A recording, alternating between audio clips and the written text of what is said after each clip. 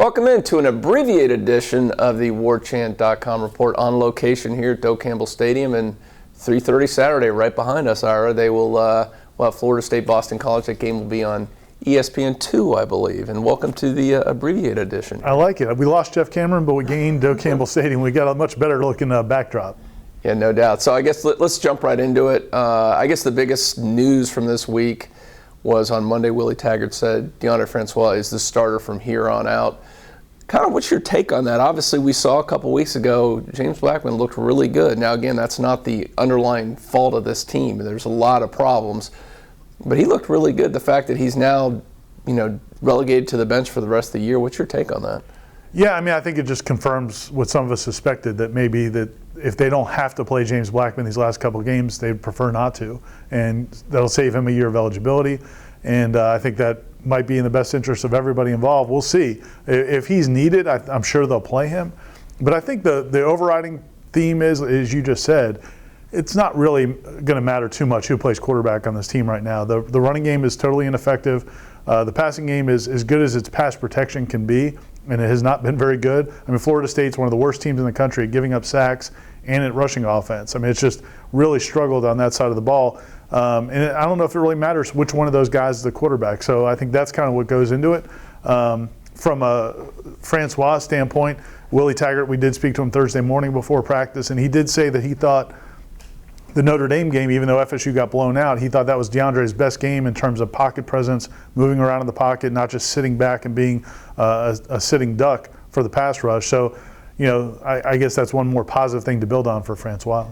It will be interesting. Now, hopefully it doesn't happen to be twist an ankle or something like that. If they really want to save the red shirt, especially if the game is over at some point, do they then bring in McDonald, a walk-on? That's going to be interesting to see how they play that out. How strict are they going to be on that red shirt? Yeah, I think it would be pointless at this point. If it's garbage time, true garbage time, a game's decided one way or the other, it would be almost a disservice to James Blackman to play him at this point. I would expect, I would think you go to Nolan McDonald at that point. You mentioned the running game, and it showed a little bit of signs of life. Now, we're talking baby steps, but Cam Akers did average over 5 yards a carry in the game. It's the first time in a while we've seen that. He looked a little bit more comfortable out there.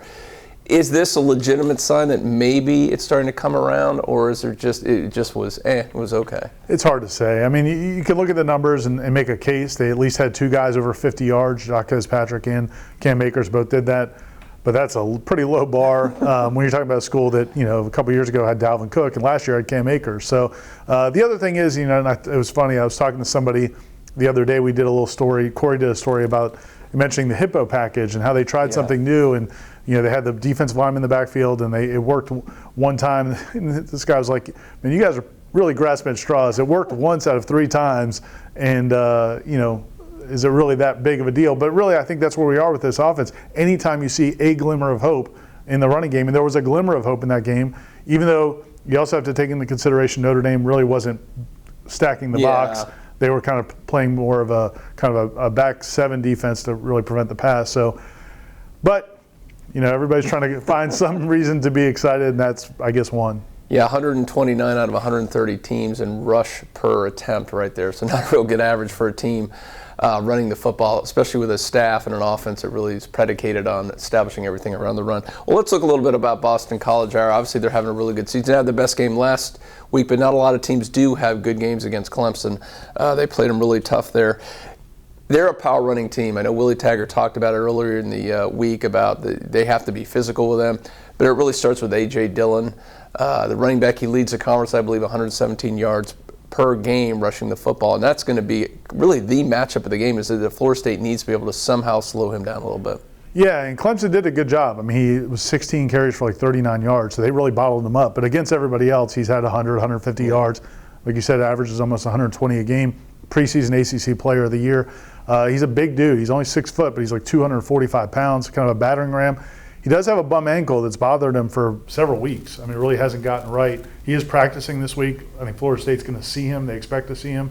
But Florida State, if they can get back to what they did the first 7 or 8 games, you'd think they have a chance, because they were really good against stopping the run. In the first 7 games combined, FSU gave up 700 rushing yards. In the last 3 games, they've given up about 660 rushing yards in 3 games. So it's been a completely different defense since that Clemson game. If they can get back to where they were, and this make Boston College throw the ball, you at least like their chances defensively. Yeah, I don't know if I've seen a defense regress in one area like this ever at Florida State. It's nuts. They were top 10 in rush defense. Like you said, 7 games into the season, they've just been a sieve the last few. Level competition's picked up. That has something to do with it. The other big thing coming into this game for Boston College is their quarterback situation. Brown got injured, the starter against Clemson, so they've got a freshman. I don't think we've heard as the time we taped it officially, unless you've heard otherwise, that the Perry, who's not a freshman, he's a true sophomore, but he would be making his first start here. What impact, if any, do you think that would have in the game if Perry ends up starting instead of Brown? Yeah, they've been a little bit coy about it, but I do think Brown, it sounds like he got some practice yesterday, later in the week. So my guess is he's going to play. But he did have a serious injury. I think it required him to go to the hospital briefly. So, if Perry were to play, it's a big deal. Anthony Brown is a dynamic athlete, and he's a really good fit for their offense. So I think, again, it gives you that element that FSU fans have been wanting to see from this offense all year, that threat, the running threat at quarterback. Boston College has that if Brown plays, and I think Florida State really hasn't faced a lot of really mobile quarterbacks this season. It's been a lot more drop back passers, so it's something else for them to contend with. Other side of the ball, BC's really solid. You look at the numbers; they're in the 20s, I should say, in both run defense and pass efficiency defense. A real solid team. You think of Dazio, well coached. On that side of the ball, don't make a lot of mistakes. You really have to earn it. I mean, Clemson had 27 points. I mean, they can put up, as we've seen back here, they can put up a 50 spot on you like nothing. So, I mean, that defense is pretty good all around. What does Florida State have to do to have at least some success to stay in this game and have a chance to pull it off? Well, the challenge, and Willie Taggart talked about it after the game at Notre Dame, was this team has really struggled, this FSU team has really struggled to sustain drives. Something goes wrong if they try to march 8, 10 plays. And the problem is Boston College doesn't give up a ton of explosive plays. Clemson, Trevor Lawrence threw the ball really well. High completion percentage, a lot of passes, a lot of yards, but they didn't light up the scoreboard. And I think Florida State, it's going to be a challenge for them to go up and down the field. They've got to create some plays, I believe, in special teams, which has been a struggle. But maybe DJ Matthews, if he can give them good field position, or maybe God forbid, a defensive turnover, get the backpack out, do something to create a short field. Boston College is, like you said, they're not going to just be dynamic defensively, but they're not going to make big mistakes. You're going to have to they want you to beat yourself. They're not going to beat themselves. And so Florida State's going to have a tough time. I think it would be a lot to ask this FSU offense, from what we've seen, to go, on a 12-play, 75-yard drive. We just haven't seen a whole lot of that. All right, Ira, let's get right into keys to the game. We do this every week in the Warchant Report, and let's fly into it right now. I'll go ahead and throw a couple of mine out. I think you nailed it right there, and one of them is just you have to do something you haven't done all season, and that's on offense, really limit those mistakes. You're going to have to, you can't have a 12, 15 penalty game. You're going to be destroyed because you can't be behind the sticks against this team. I think that's going to be a key one. And then on the other side of the ball, you're not going to stop the running game completely, but you have to at least make them a little bit more one-dimensional, make them try to throw the ball, do something that they're not comfortable with. If you let them consistently run the ball down the field, it's going to be a very long afternoon. Yeah, I think the biggest thing to me is offensively, they cannot have turnovers early in this game. If you look at these last few games where they've gotten these big holes, they've had fumbles, interceptions, sometimes both. This is a team that the defense has played well at times, but not always so well in those sudden change things where they have to go out and stop somebody first and goal or first and 10 inside the 20. This defense hasn't risen up to those challenges enough. So I think they have to avoid those turnovers early, not have any mistakes. And then the other thing is they've got to make some plays on the edges. I think Walt Bell spoke earlier this week. Aslan put the video up from Walt Bell speaking at the Tallahassee Quarterback Club. And he felt like they have some advantages out on the edges. Well, you got to take some shots. Tamarian Terry, even DJ Matthews, Naquan Murray. You have some weapons that can make plays down the field. They've got to take shots. And I think that's one of the things that frustrated people with DeAndre Francois as opposed to James Blackman. When Blackman was in there, they felt like he was getting the ball down the field. DeAndre sometimes is a little bit more intermediate and underneath. And I think people want to see that deep ball more.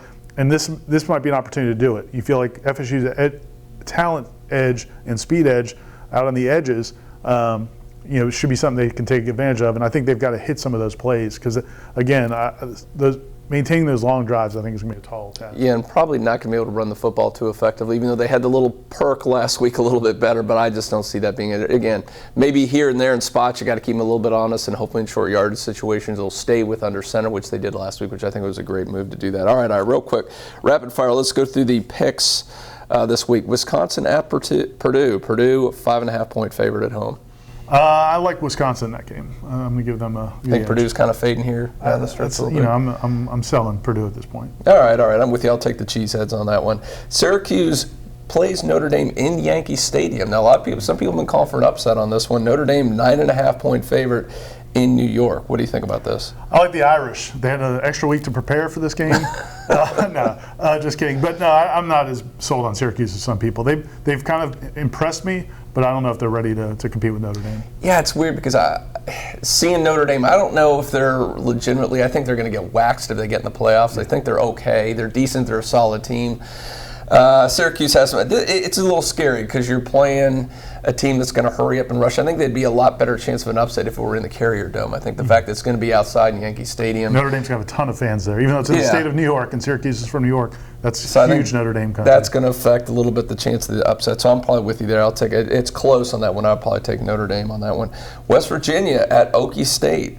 So the Mountaineers, 5.5-point favorites, going on the road to the Cowboys.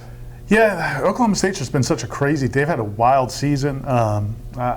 It's hard to pick them. I'm going to go ahead and take West Virginia. I wasn't sold on West Virginia earlier, but I've been pretty impressed by that season. Okies are pretty good at home. Yeah. I mean, I've seen it at home. That's a crazy place to play. So I'm going to go ahead and go with Oklahoma State and that one to pull off the upset. All right, the Citadel.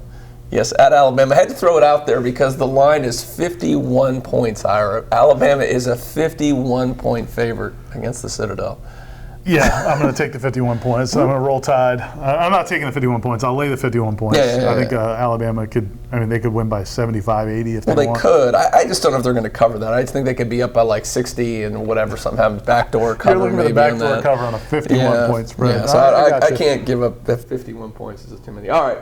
Miami goes to, it's amazing. Early in the year, you thought this was going to decide the Coastal. Miami is at Virginia Tech, and it's basically meaningless. I mean, both teams are not very good at all. Miami's, like Florida State, fighting for bowl eligibility at this point. They've dropped to 5-5. Who would have thought earlier this season Virginia Tech, not what we thought they were when they opened the season against Florida State. So Miami is a 3.5-point favorite.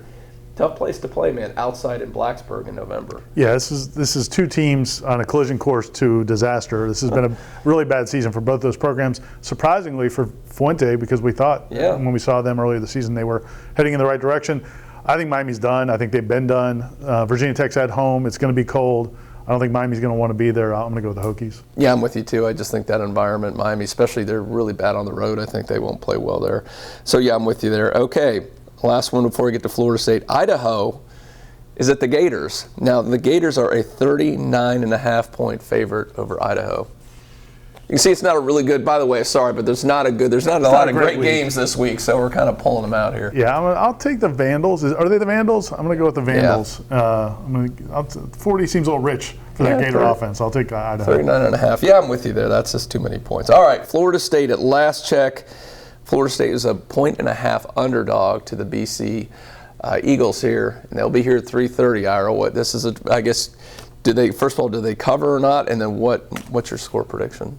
I actually think Florida State's got a good chance to win this game. This is after last week. I didn't think they had any chance at all against Notre Dame, and really I didn't think they were going to win against NC State either. I did make the big botch prediction against Clemson a few weeks ago. I think people are still giving me crap about that, but I like Florida State. I don't think Boston College is as good as some people believe. I think if you look at common opponents, I think Florida State's done very similar to what Boston College has done. I think the fact that it's here, this crowd's going to be wild. All 20,000 people. Mayhem. Yeah, no, it's not going to be a very good crowd at all, but I do think Florida State's going to play well at home. I like them to win the game. It may not be a convincing win, but I think Florida State's going to get back on the winning track and set up this huge matchup of Florida to continue the bowl streak.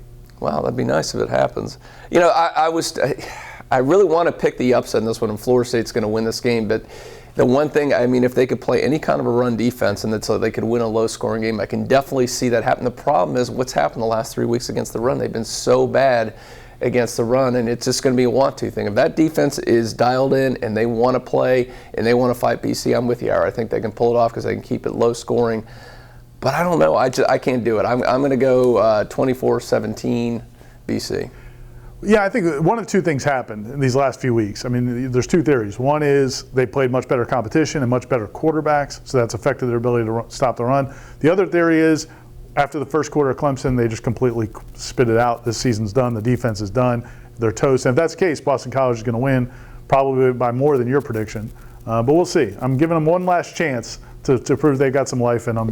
Maybe a little bit, too, is the fact in a lot of those games you mentioned, the Clemson game, Notre Dame, I mean, they fell behind so much early, and the defense is going, there's no way this offense can make up this margin. So, I mean, a lot of that, I think, is, and again, maybe not directly quitting, but I think subconsciously it's real hard to be focused in and dialed and fight in the trenches when that's going on. So again, if they, what you talked about earlier, if they don't fall behind, have those turnovers deep in your own end early on the first quarter or so, and they can hang in there, maybe it gets a little confidence, maybe this thing gets rolling. Neither one of us is expecting a repeat of last year by any stretch. No, let's hope not. That would be.